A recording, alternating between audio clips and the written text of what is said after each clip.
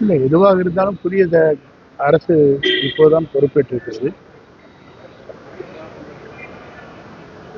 முந்தைய அரசின் காலத்தில் தான் இது போன்ற நடவடிக்கை மேற்கொள்ளப்பட்டிருக்கிறது. நேற்றைய முன்தினம் கூட பல்வேறு நடவடிக்கை மேற்கொள்ளப்பட்டிருக்கிறது. நம்முடைய விடப்பட்ட டெண்டர்கள் இது கூடுதலாக இருக்கிறது என்பதாக விடுக்கப்பட்டிருக்கிறது. அவர்கிட்ட முடிவுகள் மேற்கொள்ளப்பட்டிருக்கிறது. இது மாதிரி வேகமான நடவடிக்கை தான் மேற்கொள்ளப்பட்டு வருகிறதே தவிர வேறு ஒன்றும் இல்லை. இதுதான் இப்போது நடைபெற்றுக் கொண்டிருக்கிற நிகழ்வு.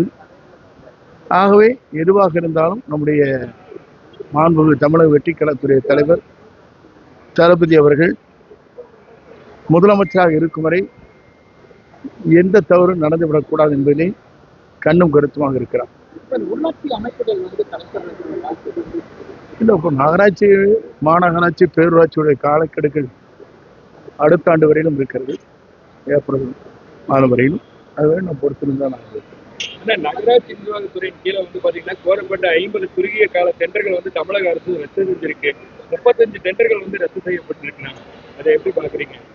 அது நீங்களே சொல்லணும் பதில். டெண்டர்கள் ரத்து செய்யப்படுகின்ற காரணங்கள் இல்லாமல் செய்துவிட முடியாது. அதற்கு காரணங்கள் இருக்க வேண்டும், கூடுதல் மதிப்பீடுகள் தயாரித்திருக்க வேண்டும். அப்படிப்பட்ட நிலை இருக்குமே ஆனால் அதுவும் அவரே நேரடியாக பார்க்கக்கூடிய துறை. ஆகவே தெளிவாக ஒரு முடிவுகளை மேற்கொள்வார். ஆம்னி பேருந்து உரிமையாளர்கள் இப்ப லஞ்சம் கொடுக்கிறதுக்கு அரசு பேருந்து கட்டணத்தை நாங்களும் இம்ப்ளிமெண்ட் பண்றோம் அப்படின்னு இது ஒரு மகிழ்ச்சி தருகிற நிலை. ஏனென்று சொன்னால் பணம் கொடுத்து தான் வண்டிகளை ஓட்ட வேண்டும் என்ற நிலை மாறி ₹1 கூட செலவு செய்ய தேவையில்லை என்கிற போது அரசு என்ன கட்டணத்தை நிர்ணயிக்கிறதோ அந்த கட்டணத்தை நாங்கள் எங்களுடைய பேருந்துகளை இயக்கிறோம் என்று சொல்வது ஒரு நாட்டின் வளர்ச்சிக்கு ஏதுவாக அமைந்திருக்கிறது. பார் வாங்குற திட்டத்தை தமிழக அரசு கைவிடணும், இல்லைன்னா போராட்டம் நடத்துவோம் அப்படின்னு சொல்லிட்டு அன்புமணி சொல்லியிருக்காரு. மீண்டும் குடிமகன்களுக்கு இதை குடிப்பதற்கான ஒரு வழியை வாய்ப்பு.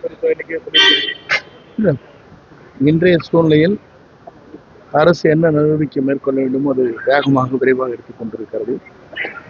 போதைப் பொருள் ஒழிக்கப்பட வேண்டும் என்பதற்காக கேரள மாநிலமும் தமிழ்நாடும் இணைந்து அந்த பணிகளை நாம் மேற்கொண்டு வருகிறோம். படிப்படியாக அதை பற்றி முதல்வர் முடிவுகள் மேற்கொள்வாங்க. பழனிக்கே மொட்டை போட்ட ஆட்சி விஜய் முதலாக இல்ல, பழனிக்கு மொட்டை போட்டவர் யார் என்பது காலப்போக்கில் தெரியும்.